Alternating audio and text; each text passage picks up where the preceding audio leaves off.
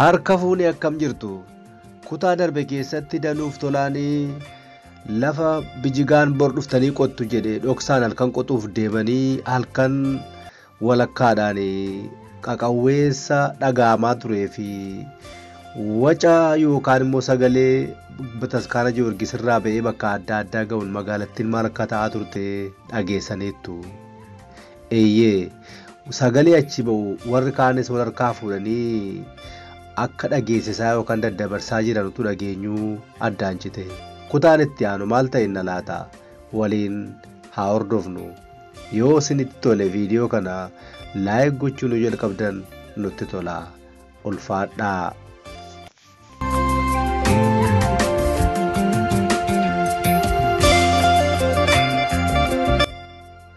Amma halkan keessaa sa'aatii 8 ta'eera. Sagaleen bataskaana Giyoorgis irraa darbaa jiru isa duraa caalaa itti fufeera. Sagalee kana warri kaanis wal harkaa fuudhanii daddabarsaa jiru. Borxoomiitu hiikama. Kanaaf halkan sa'aatii 7 eegalanii. Sagaleen kunis al tokkoon akka gadi lakkifamu kanumaaf godhame jechuun ni danda'ama. Sagalee cimaa fi sodaachisaan akkasii akka gadi lakkifamu godhamuun tolaaf danuutti baay'ee ajaa'iba ta'e. Magaalaa Finfinnee keessa waggootaaf turanii kana qalbeeffachuu dhabuun isaanii isaan dinqe. Bakka bijigaan mallattoo itti godhe kan qotuu jalqaban halkan walakkaarraa eegalaniitu. Amma sa'aatiin 9 ta'uuf deema. Itti fufeera. Bona hongee yoo ta'e illee qaqawweessi asiifachi ni baay'ate. Yeroo kana danuun tolaadhaan hirribaaf safuudha maleessa namni magaalaa Finfinnee akkasin tasgabbaa'u ture. Hirribatu isaan ajjeese hirribi du'a jechuun dhuguma. Osoo hin rafin jiru ta'eeti wal caccabsa. Lubbuu isaa baraarfachuuf magaalattii keessaa akka godaanu nama shakkisiisu jedhe. Tolaaf danuun bakka kana qotaa kan jiran bijigaa dhoksaniitu. Albuudaa yoo arganne jedhaniitu. Ittiin jijjiiramna jedhaniitu. Ergama kana caalus of keessaa kan qaban fakkaatu. Waan raajii garuu argaa jiru. Qaqawweessi hoggaa ammaatu miila isaanii jalaa bakakkaan kan bu'e fakkaata. Si'a 2-3 naasuudhaan garaan ciisaniiru. Qaqawweessi darbee turee bu'aa wal faana tarreessee gadi dhiisa. Bakakkaa gurguddaatu bu'e.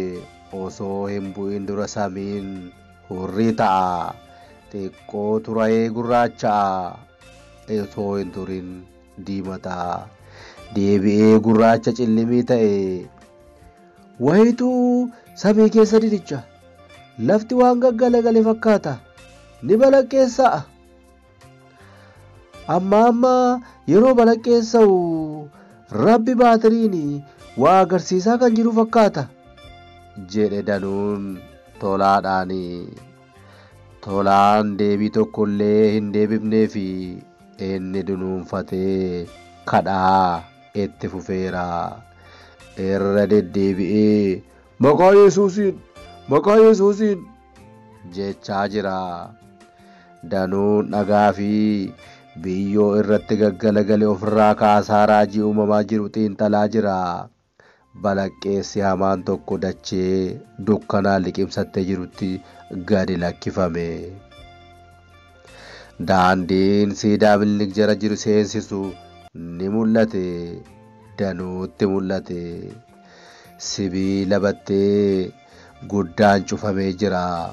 Sibiilichi akka socho'u ta'e. Qaawwaan aboottee harkaa tokko uumame.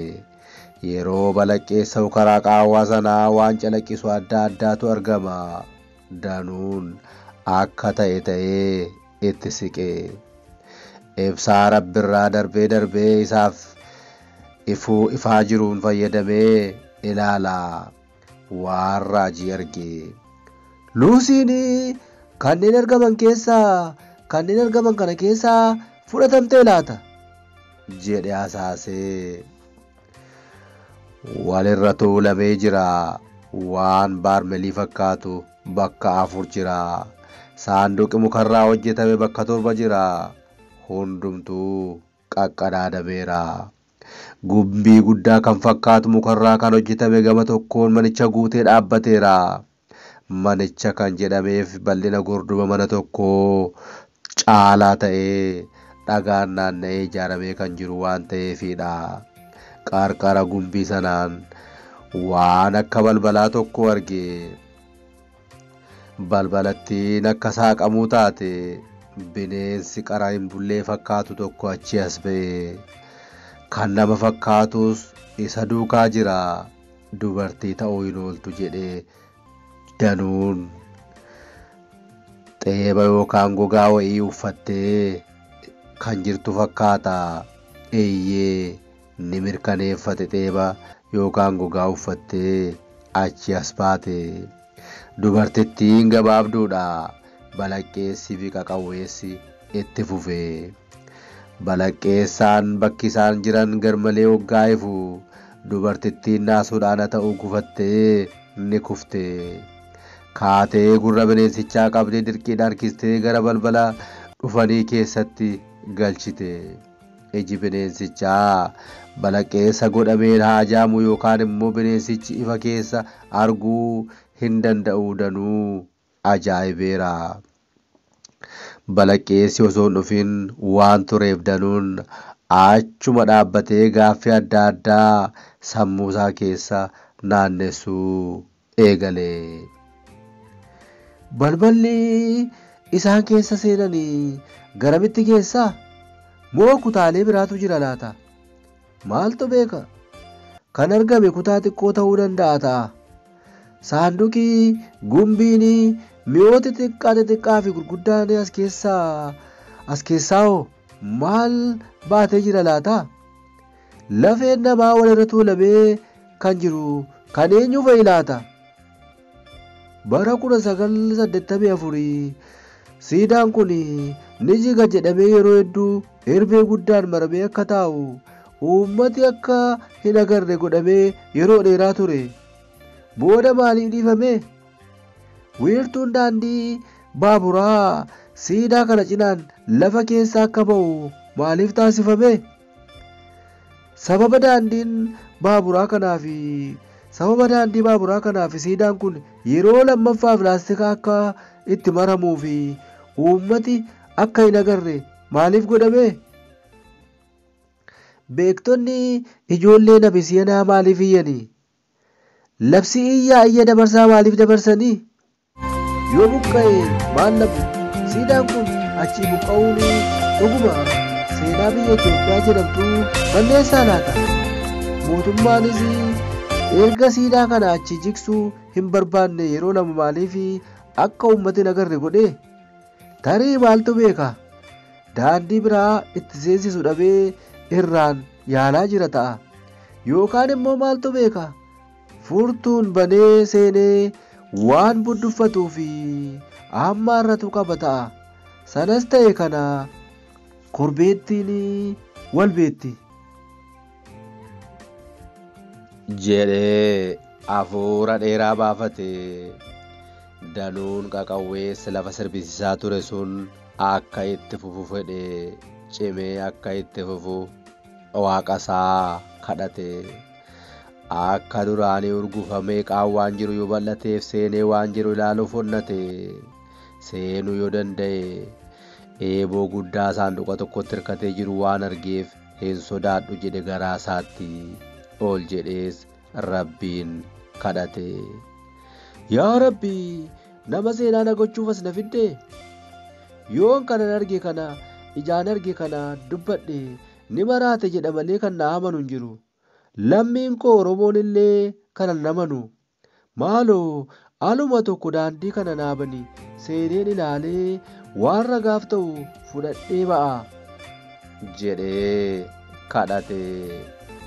Qaqawwee yaammachaa dhufe ammas akka silaa sochiin lafaa guddaan ta'e. Hundumtuu ni urgufame garuu akka danuun jedhe hin taane. Ittumaayyuu qaawwaan duraan jiru sochii amma ta'e inni cufame. Eegee xiqqoo ture balaqqeessi ta'e qaqawweessi ni dhaabbate. Aaree bakka jirutti deebi'ee ija isaan kan arge garuu ammallee amanuu hin dandeenye. Seenuu dhabuusaatti guddaa aaree. Arguun koo garuu gaariidha jedhe ammas yaada isaanii. Achii ka'ee Tolaa bira dhaqee. Sagaleen bataskaanota keessaa ba'aa ture hundi ni callise. Callisuu keessa darbee mukni finfinneetti rafe malee baalli mukarraa lafa buullee ni dhaga'ama. Tolaanis bakka garaan ciisaa ture dukkanni cillimiin akka ifuu taanaan ka'e. Danuun gurra Tolaatti siqee waa itti hasaase. Akaakayyuun koo warra galaani, ayyaanni Oromoo, waaqni Oromoo erga dacheen Oromoo alagaa jala galte birmadummaa ishee dhabde yeroo yerootti dheekkama. Dhiigni Oromootaa dhangala'ee ni iyya. Ikiraan isaanii dacheettiif nagaan kennu. Bosona Oromoon akka maatii isaatti ilaalu gara jabinaan ciranii qooddii taasisanii. Mana ijaarra jedhanii kan Oromoon kunuunsaa ture ciru. Muka tokko dhaabuu garuu hin beekani. Lageen turanis ni gogani. Kanaaf Rabbi ganna gochaa isaaniif akeekkachiisa guddaa kennaa ture. Warra galaan biratti Rabbi gaaf tokko tarkaanfii cimaa fudhata jedhamee amanama. Yeroo dhiigni dhangala'ee baay'atu hoggaa miidhaaf gadadoo hammaatu al tokko bonas ni qaqawweessa. Bona hongee dhaani bakakkaan illee bu'uu danda'a jedhama. Rabbi kana akaakayyuun koo jedhaa ture. Ijaan na agarsiise. Agartaa waaqa Oromoo, waaqa garaa gurraacha ni agartaa? Nuti isa waaqessina. Sagaleen sila gamaa gamanaati wacaa oole battala qaqawweessi jalqabetti akka itti use agartaa? Tolaan ija isaa dunuunfatee kadhachaa waan tureef kan danuun jedhee waan qalbeeffate hin fakkaatu.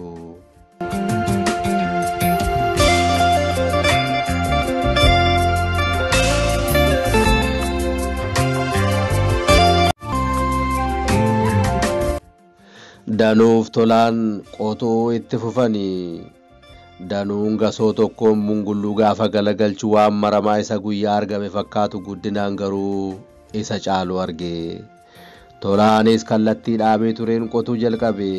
Gasoo alshan caalaa ol kaasee gad hin deebisne. Inni immoo sibiila warqee maramaa fakkaatu arge. Gidduu isaarras kan sibiilicha waliin maramee ture barreeffama qubee tokkoo fi qubee dachaa qabu arge. Danuunis kan Tolaan arge kana arguun kan isaa dhiisee gara Tolaa deeme.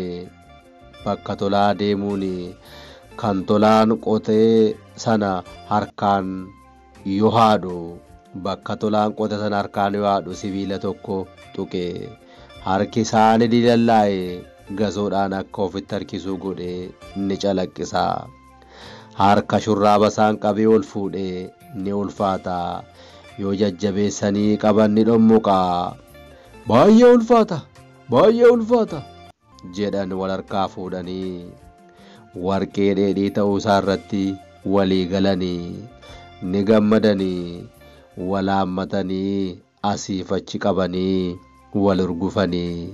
Sagalee isaaniinis iyyumma nagaatti